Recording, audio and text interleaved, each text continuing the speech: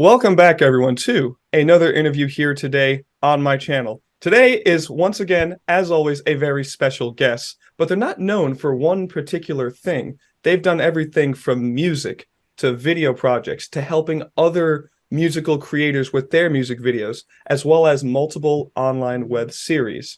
So needless to say, I am very honored here today to have such a multifaceted artist on my channel here today to interview.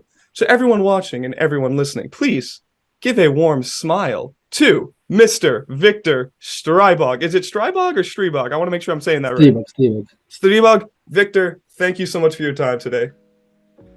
Thanks for having me. So yeah, like I said, I got 10 questions here. We're just going to go through them. So starting off, I want to talk about your musical project. So how did you discover your interest in making music, specifically the music that you're known for, tracks that are kind of haunting, deep, but also nostalgic? How did you come across your interest in making that kind of music? I think it happened very naturally in a way that I wasn't really inspired by other people who made similar music, like similar in the sense that inspired by retro sounds, in like talking very broadly, because I didn't really know of existence of hauntology as a genre. I didn't know of things like Aphex Twin or Boards of Canada, although I did hear some of their music in David Firth's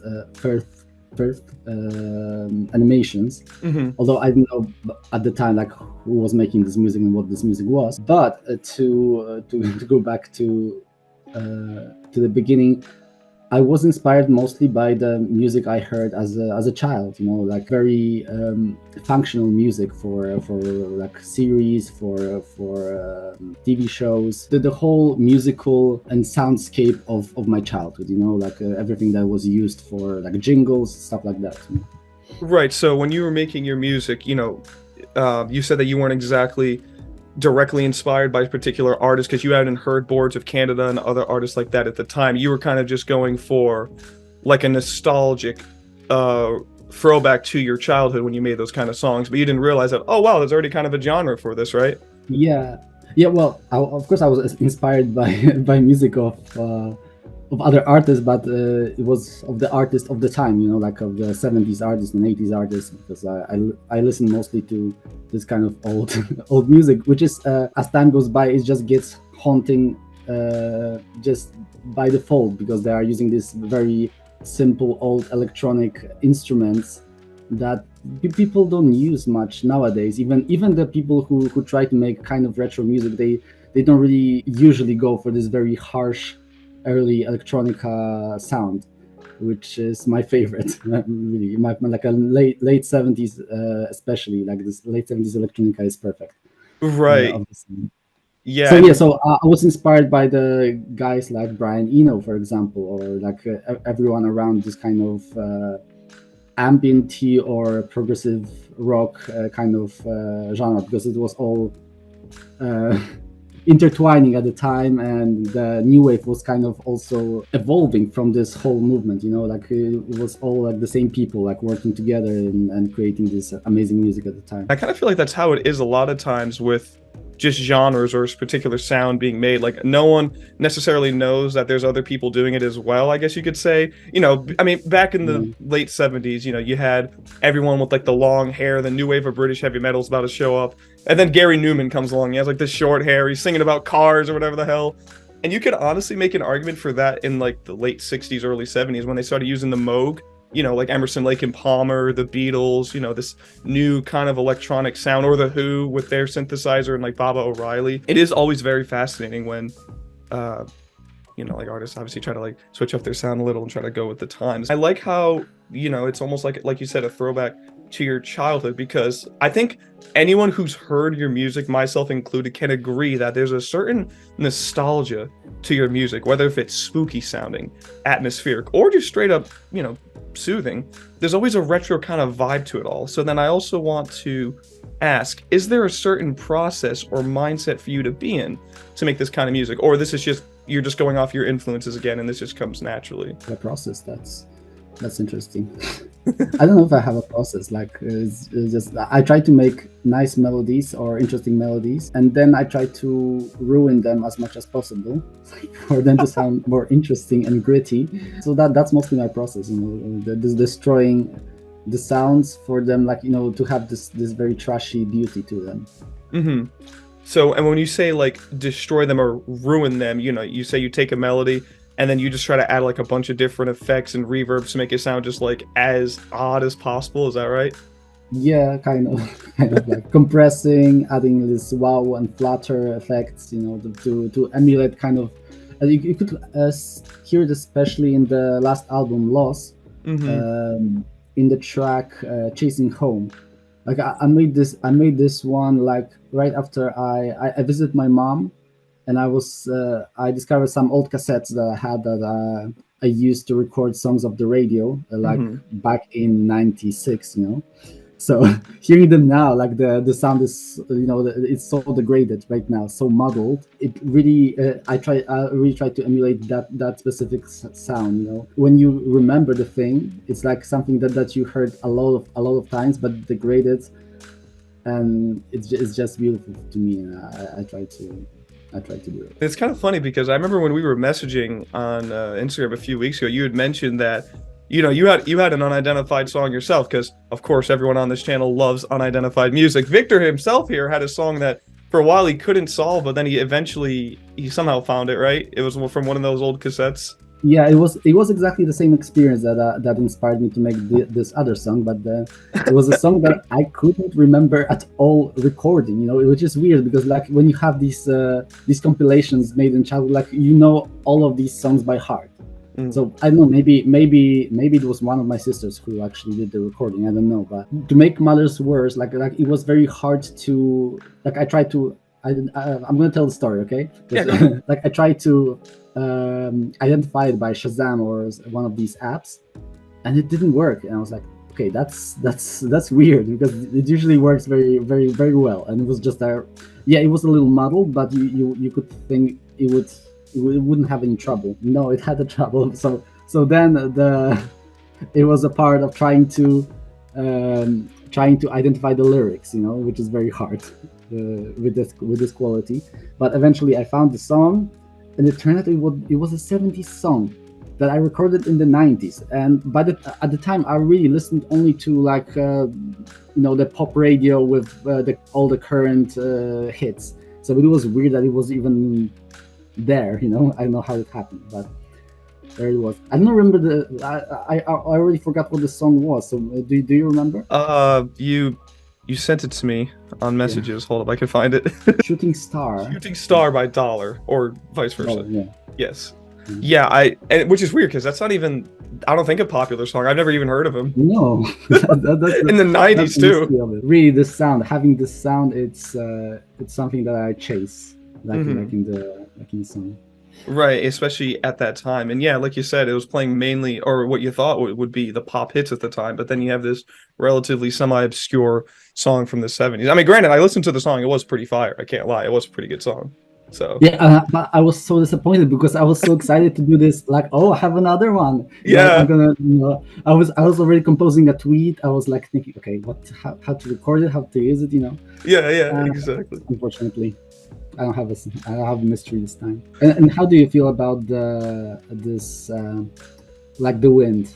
Like the Wind. That's right. Victor knows about the Most Mysterious Song. I think it's an amazing song. It's the song that single-handedly got me into not only just unidentified music, but unidentified media as a whole. Like, I've come to realize now, if you put the word unknown, unidentified, or unsolved in front of practically anything, I'm going to be fascinated by it naturally. And a lot of it's because of that song. And I just was so fascinated that it's okay. But what do you believe in your heart of hearts? Is it a hoax?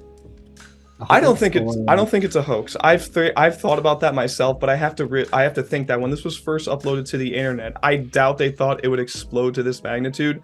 So my theory is that this song is probably written on like one cassette, the name of the song on like one cassette hidden away in like in Athens or maybe Germany. And it's just like maybe 4 people in this world have heard it besides being played on the radio. So that's my theory. I do genuinely think it is a real song. I hope so. Otherwise, this whole community is going to go into shambles. So, I personally I am on the fence, but I want to believe.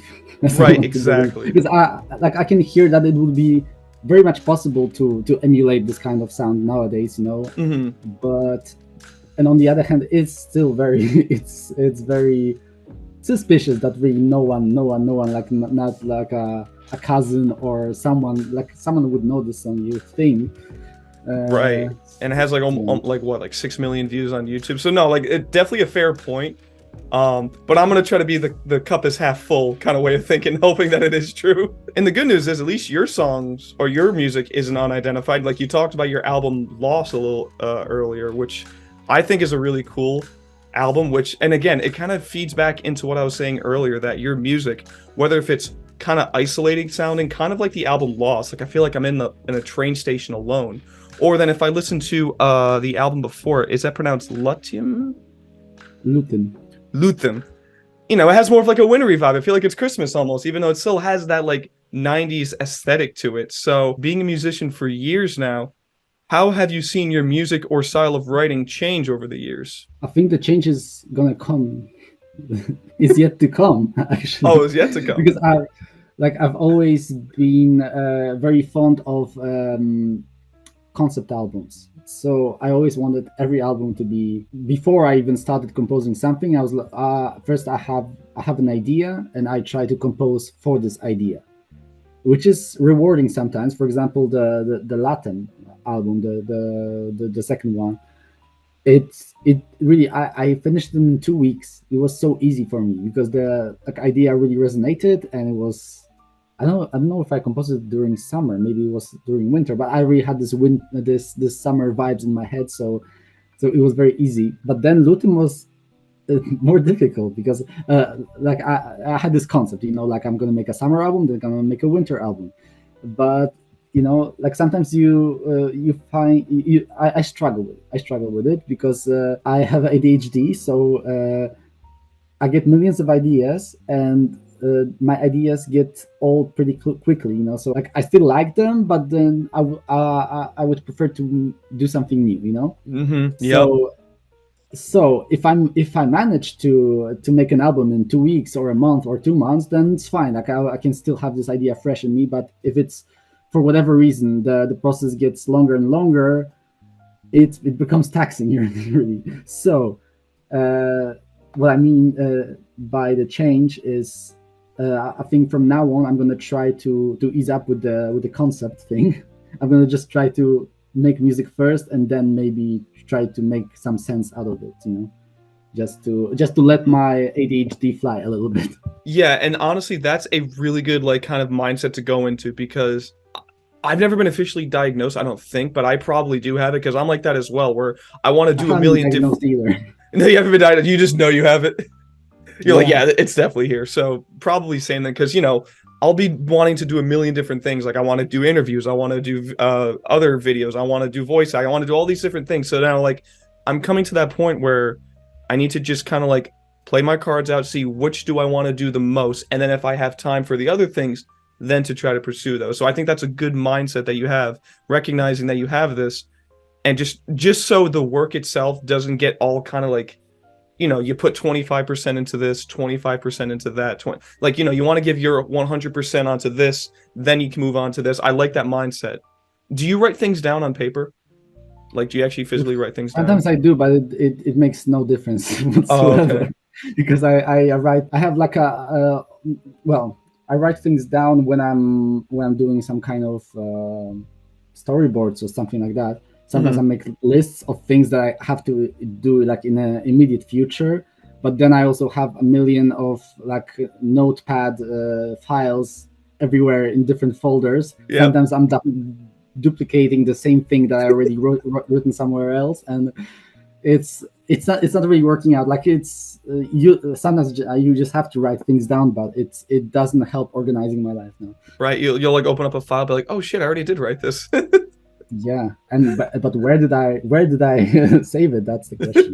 That kind of leads me into my next genre because I wanted to talk about kind of other video projects kind of that you've done, because besides making music and online web series, you've also made other music, other video projects. There is one, however, in particular that has intrigued me for years now, and I kind of just wanted to ask you about this one particularly. It's called Happiness Doesn't Count Legs. Now, Oh well, that was just an ad, actually. that was the only thing that I got, but the only thing I could logically comprehend from that is that it was a commercial break. Because when I first watched it, I didn't realize that it had ads or that it had subtitles. So when I'm watching this in Polish, I have no idea what's going on. Upon discovering that I had subtitles, when I watched it with the English subtitles, my confusion heightened. So I just had to ask, what is the backstory behind that video besides that it's an ad? Like, how Well, did like the idea come up and everything? I mean, it was very interesting process actually because it was still during the time when I was anonymous because I was in the middle of doing the Kraina Grzybów series. Mm-hmm. But then I got an offer from a very cool clothing brand, the Polish clothing brand called Pan Tu Nie Stał, which is actually specializes in like a retro inspired clothes. Not really retro inspired in as much in their design, but by in the patterns that they use and things that they write. This like it's all inspired by the Soviet era Poland. Mm-hmm.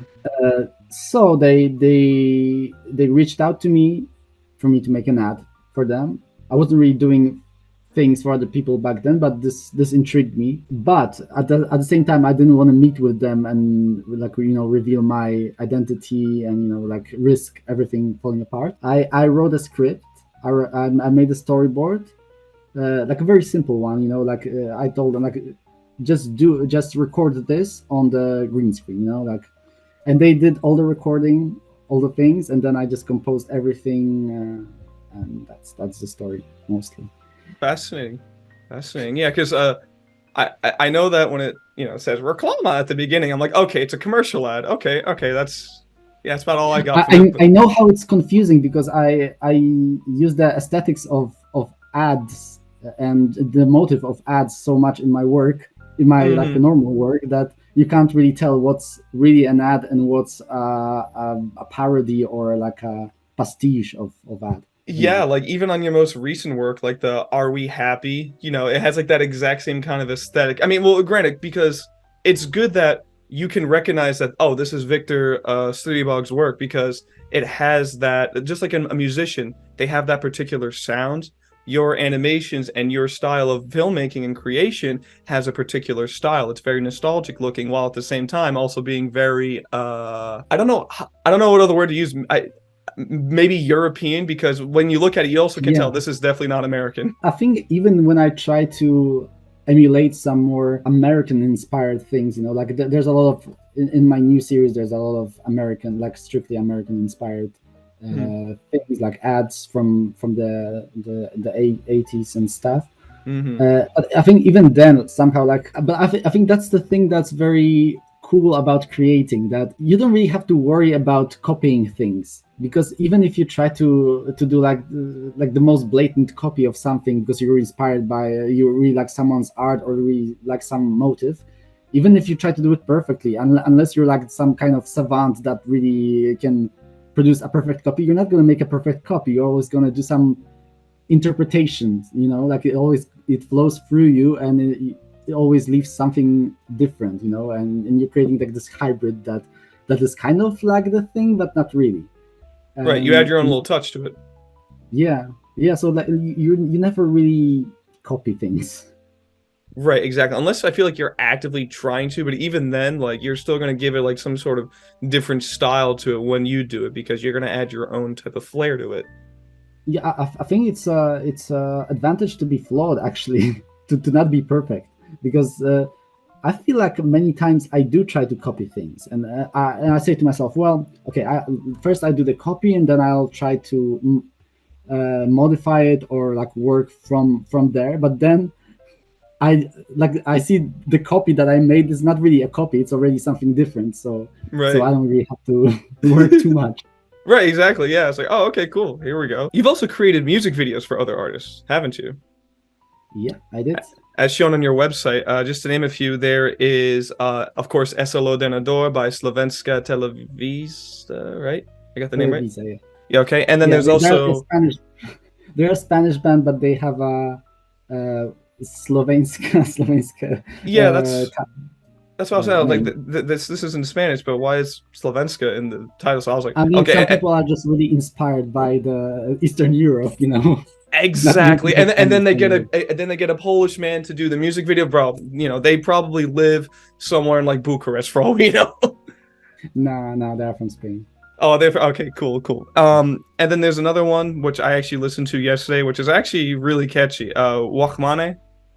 Rahmania. What have you found to be both exciting and challenging when inserting your style of filmmaking onto someone's music? Well, first of all, I have to at least vibe with either the music or the message of the music at some level. I got some other proposals for music video that I rejected because I didn't vibe with neither, you know. Right. And here with Wahman, like I'm not really a hip hop guy, but the message about about the poor, the poor a poor pay, the it's it's Low all income? about low income, yeah, exactly. It's kind of a thing that's close to heart, so so I could vibe with it. I know I could tell a story about it. Yeah, so I just think you need to have some kind of connection with it.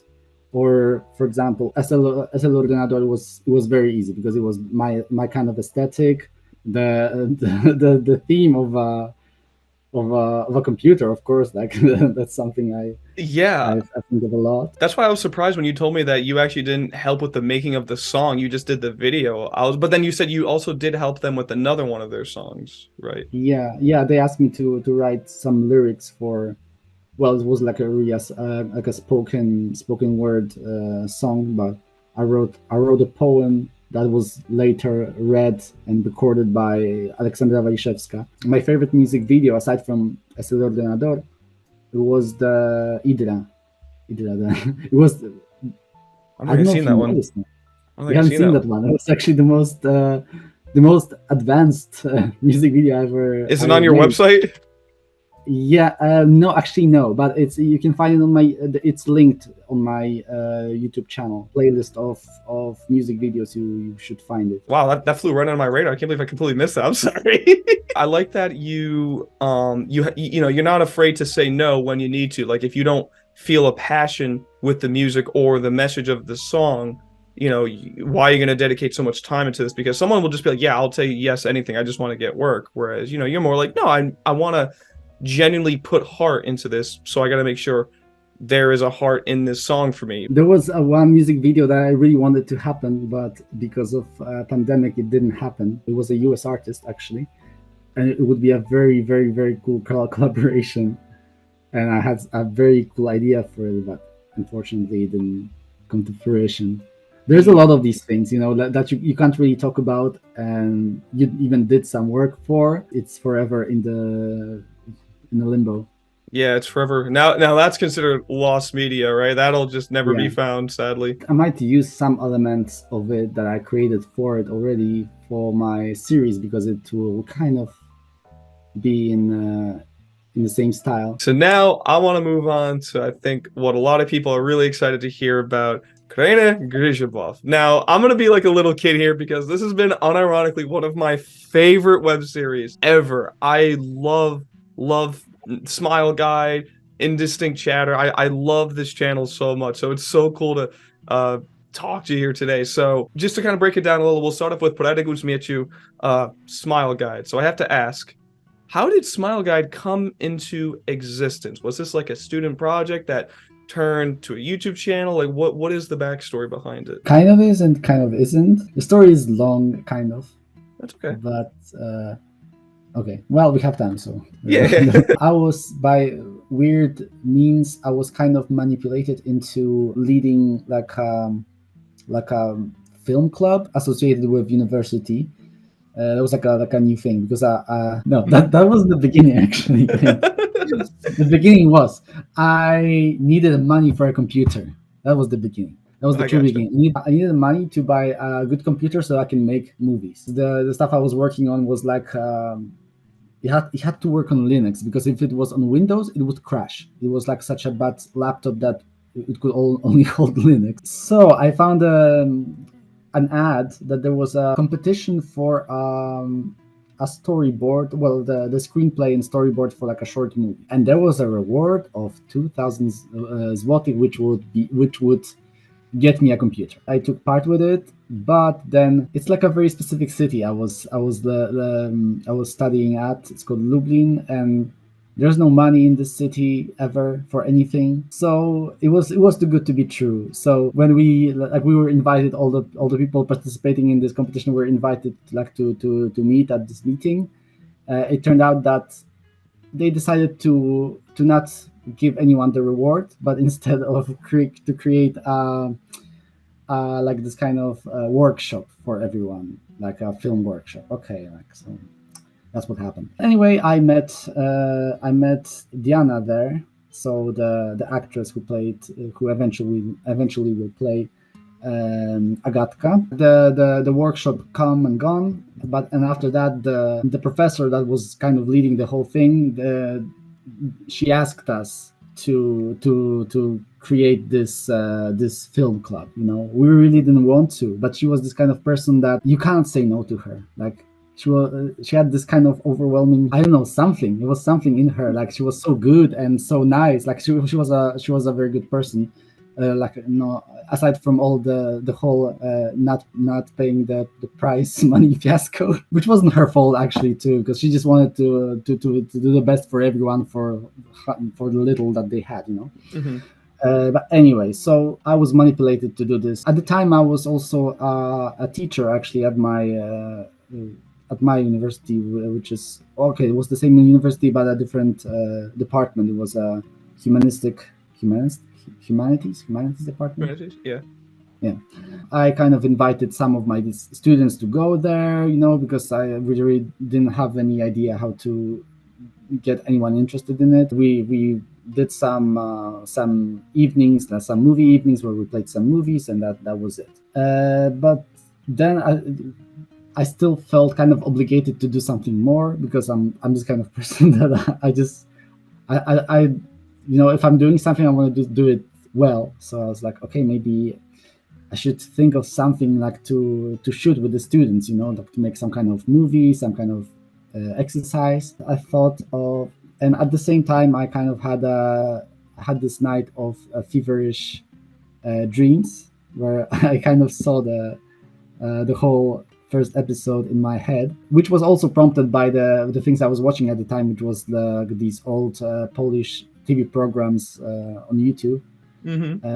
So it got like mixed in my head.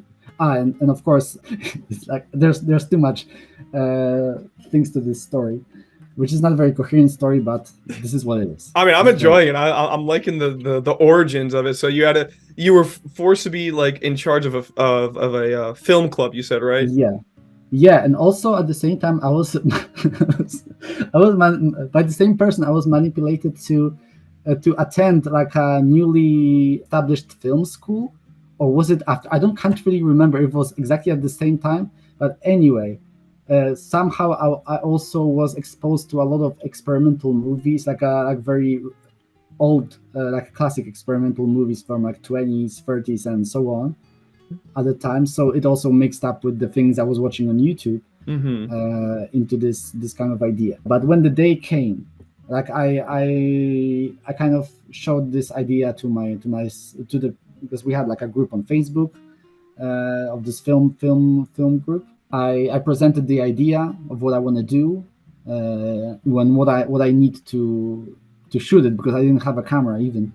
So one of my students actually came forward with a camera. But when the day came to shoot the thing, only three people showed up, which was Agatka, of course, the actress who played Agatka, because she was perfect. She always showed up, and the actress who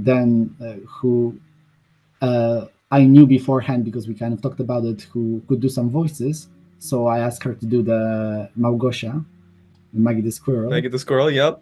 Yeah, and the guy who brought the camera. So yeah, so he was part of the crew at shooting of the first episode. We shot it in a computer class. It's like a very tiny space, Yeah, and I remember back in I think it was like 2017 when Smile Guy was coming to an end. You posted a photo of like Diana sitting in the room, and I'm like, that looks like a classroom. That looks like a high school classroom. What the hell do they yeah, film at? So it was in a classroom, and it is comforting to know that you could technically say Smile Guy started as a fever dream because that's what it feels like when you watch it.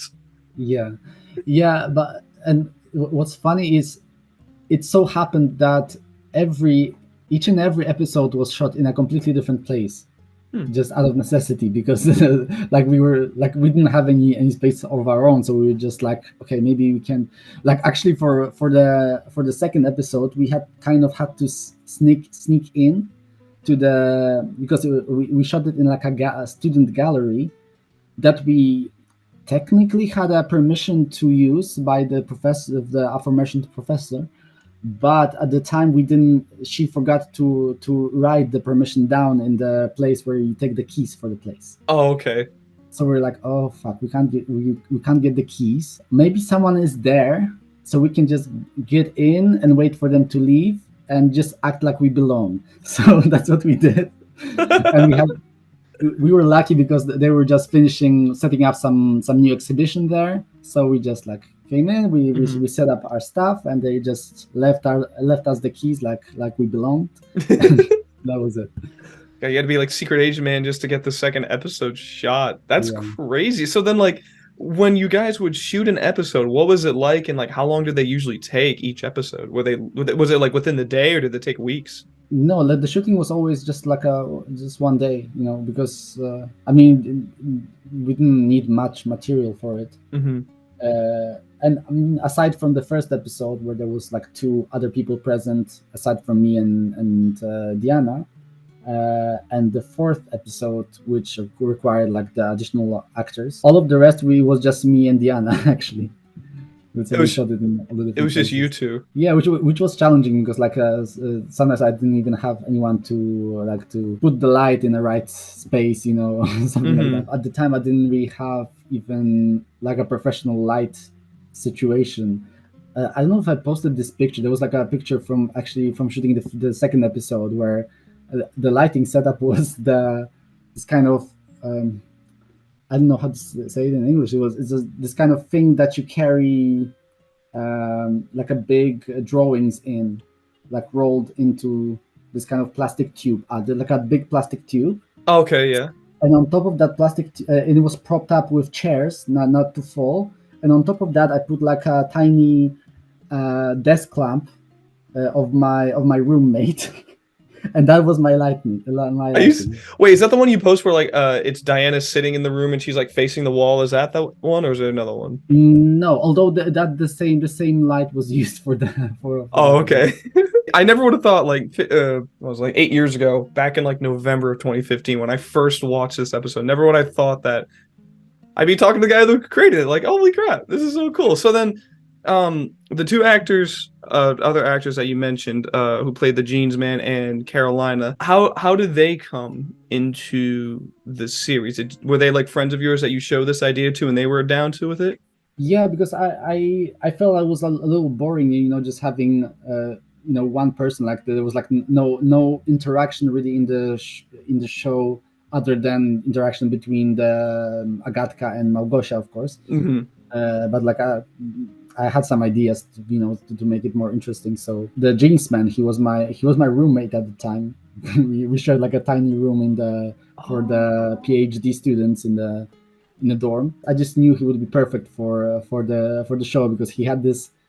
It was very funny because he was the most like funny and easy to talk to person, but on the around the campus he had like this. Because he was also a teacher at the time, and he had this aura of someone very serious and very grim. Because he had like this very deep voice, which you can actually hear in the show in the Yeah, he's like series. ha ha ha ha ha ha. Yeah, Yeah. so some of my colleagues who were his students actually, because it was like a complicated thing. Like they were like asking me like, how is he like yeah. isn't he scary? It was always so funny to me because it was like the opposite of the image he had in the. That's always how it is too when it comes to actors. Like they play like a really serious or scary role, but then they're like the nicest people in person. Yeah, and I agree. I think he absolutely killed that role. I think he did a really good job of just being like just a in the scene, like any scene he was in, he had like naturally like a genuinely unsettling aura where he kind of just stood there and you were like, Yeah. okay, whoever this man is, I'm gonna listen to him. Because yeah, he just had like that almost intimidation to him too in the series, you know? Oh, and at the time he was writing a book about no, oh wait, I know I won't say it wrong, but he was specializing in tombstones, in Jewish tombstones. That was his specialization. So it kind of added to the aura of this grim aura of his. Yeah, that's fascinating. Jewish tombstones. Interesting. Yeah. I mean, cool. Good for him. I Good mean, for him. culture studies. Like that's the field where you meet people who who are interested in the most bizarre things. Right, yeah. With a show or a series as fascinating and just, you know, interesting as Conan Griswold is, there's bound to be a number of theories that have been made about it. So I want to ask, out of all the theories made about Smile Guide, the atomic bomb theory, purgatory, kidnapping, the nonsense theory, which one would you say is your favorite? I think I answered that at some point to someone, and there were many like very smaller interpretations actually that didn't get a lot of tractions because they weren't so scandalous. Well, they were just like deep psychological interpretations of it, and like I didn't write them down unfortunately, and they were from the forum that disappeared already. So it's lost media again. Oh Lost no. media situation, but there were a lot of. I really preferred the ones that were more personal, that people like really had some that you could see that it resonated with them on like a psychological level with their own like traumas and memories, and these ones were my favorite. So but I enjoyed reading all of them, of course. Yeah, because there was a number of them to him too, like like the kidnapping one. Then there's the ones that Agatha is being held hostage or kidnapped by the Jeans Man in Carolina, and because you've never officially said like one that is the most accurate or one that is correct, right? It's all up for interpretation, right? Yeah, I mean, none of them could be correct because my whole idea for the show was that I, as an author, I'm not personally sure what's happening. It's like I have these visions and I'm interpreting them. There are bits and pieces that you can kind of fill in, but you never truly know what it's all about. Right. And for me, it's like even you can interpret any kind of creation on many different levels. Like, okay, what does it say literally? What literally happened in the story? What then there's a level of like, what does it mean? Where did it came from my experience? And these are the levels that I'm discovering myself. As the more I learn about myself and what I went through in my life and what I felt about it, you develop like a different personal interpretation of what it all meant. Mm. So when people ask me what does it mean, like I don't know. Like today, I can tell you what. Okay, at any point in time, I have kind of a feeling of what it means. But then, if you ask me in 2 years, probably my answer will be different. So Right, because you've gone through different experiences by that point, so you can yeah. interpret what you've made differently. I'm a really strong proponent of that. Everyone should trust in their gut, trust their gut Right. and trust that they that they can be a part of the process, of the when they are watching something, they are part of the creative process and they decide what it means for them personally. Right. That's a great message, actually. Yeah, I like that a lot. Kind of speaking off of a minute ago what you said regarding kind of lost media. I don't know if this was intentional, if there's a backstory to this, but what happened to the third episode of Smile Guide? It goes from 2 to 4. The the losing of the media happened. So wait, there was actually a third episode, but it got lost? Yeah. I mean, Uh, lost, destroyed, kind of. I still have the disc somewhere here. Like every once in a while, I just connected to the computer thinking like maybe magically something happened and now it will work, but it never does because the early SSD technology was very faulty, Hmm. and and I had troubles with this computer from the get go, but I ignored it, and then I didn't, and then I learned very hard lesson that you should never keep your data on your system disk, or really you shouldn't keep it on SSDs anyway, because SSDs are not as reliable. Even like HDDs fail, but then it's less costly to recover the information off of them. Wow. So, like, how far Yeah, along was the episode? Was it almost complete or yeah, filmed? yeah, basically, yeah.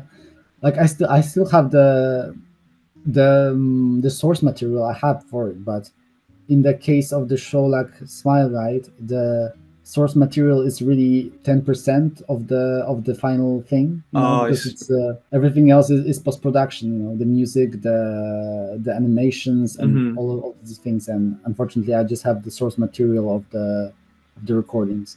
Right. Okay, well, I was gonna ask then, like, is there a chance it'll ever be released? But sadly, that'll just be lost media for now because, it's only just the source material mainly there. Because, like, we always wonder that as KG fans, like, what happened to the third episode? Where the hell is it? And then you just said, fuck, we're just gonna go on to episode four. I Fair mean, enough. because maybe I could have went back and tried to recreate it again, but that would be horrible, because when you already did something and then it's lost and you try to recreate it, like I could try to make it anew, maybe with a new approach, but no, I would always remember what I already did and try to recreate it, and I could never recreate it fully. So it's better to just move on. and it Yeah, and it ties and I think it ties with the whole thing. We don't have some information, and we'll never have some information about what's happening in the series, right. Yeah, that's a good point. and that's the point of it. And speaking of moving on, you've moved on to a new series on the channel called Indistinct Chatter. So now KG, when people would say KG, they would mainly talk about Smile Guide. Now it's talking about the channel as a whole because now you have a new series, Indistinct Chatter, which I'm still trying to wrap my head around. But until then, I have to ask, have you ever seen a cow? I have, yeah, Okay, good. Just want to many make a sure. times. Is it possible yet for you to explain anything going on in this series, or is it too early still? It's too early. It's too Too early. early. Okay. Well, then in that case, then I have to at least ask, then what does Bramblebore taste like, or what do you think it tastes like? I don't know. I feel like it's brown, probably. Maybe because it starts with the same letters. Yeah, I yeah, feel like it's brown, yeah, like a kind of. meat almost, right? Yeah, I don't know. I don't know, because like on the other hand, we know that it's something that grows. That is true, yeah. That's a part of some kind of bush, maybe like some kind of, well, we'll see. We'll see. Yeah, well, I mean, all I know is that November batch must have been really damn good though, because Yeah, yeah. um, I'm forgetting their names, but they ate it at the end. The little guys, Bonky and Prukus. that's them. Yes, it was kind of wholesome too. They kind of just sat there eating it together. I'm like, that's so wholesome, especially on the holidays. Well, it was a Christmas special, so Yeah, it was exactly. All right, last question then. And then we'll wrap up here. This one actually comes from none other than Agatha herself, Diana Klimovich. She wants to ask, is there anything you would change about the KG channel as a whole, production and story-wise? And she also sends hugs and thanks you for involving her in such an amazing project. wait, did you talk to her?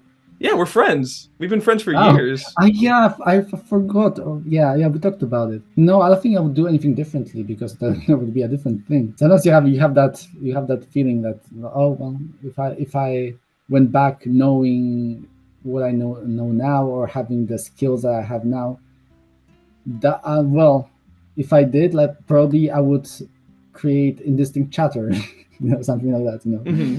But there's a time and place for everything. So I think it was a very uh, cool amalgamation at the time of having very little skills in some areas, having some skills in other areas, like music, for example, that kind of tied into this very specific atmosphere that it had. So wait, was that the only question? Yeah, that was just a question that she had. Yeah. Okay. Yeah. No, I'll talk to her after that. Yeah. I remember when because we've been friends for a while. She said that it took you so long to finally send her sweatshirt back. Yeah, I don't know. I don't remember why. I think it because of obvious reasons, like always. I know. Wait, maybe because it was a part of the exhibition. Yeah, yeah. Okay, now I remember. Yeah, because it was a Mm. part of my first exhibition in Bytom, and this big construction installation, Hmm. and then I had to wait for them to send it to me back after the exhibition was over. So Mm. that I think complicated the matter. And like you said a minute ago, that I think the vibe that Smile Guide and your work in general gives off is very, musically professional, but again, it also gives like a very nostalgic vibe. Like I was born in 2000. I have no association with the 90s whatsoever, but yet when I watch something like KG, Indistinct Chatter, or any of your other works or your music, I feel like a just something like a 90s aesthetic, at least to my understanding of what the 90s or 80s might have been like. I naturally get that nostalgic feeling. That's why I always came back to KG, no matter how unnerved I was by it. The first few times I watched it, I couldn't get enough of it because it just had that nostalgia to it that was so appealing. So I think what you did worked out flawlessly in my eyes. Thank you. But like I think this is something that people kind of don't realize that like you don't have to be born in a certain era to experience it, because like these things they don't just disappear. You know, when I was born, like, well, 88, but when I lived my childhood in the 90s, like I was surrounded by the things from the 70s. You know, that's not like all these ghosts are like layered on top of each other, Yeah, exactly. and It's, you it's like if you experience go to all of your that. grandparents' house or your parents' house, they have like something that's from their era, so you can kind of just live that Yeah, I era mean, I time. grew up on books from like even 60s and 50s. Like it was all around me. So, Hmm. and it's the same for everyone. Even now that the times they change so fast, but the things, they still linger around you. The media, the Yeah, physical media, and the even the older songs they play on the radio. Like when in the 90s, like the 90s radio was like I knew all the 80s songs because they were still like fresh by then. hmm, Like in 95, if they played like a song from 85, it was like I don't know, you if they played a Lady Gaga right now. So yeah, it yeah, yeah. wasn't that weird.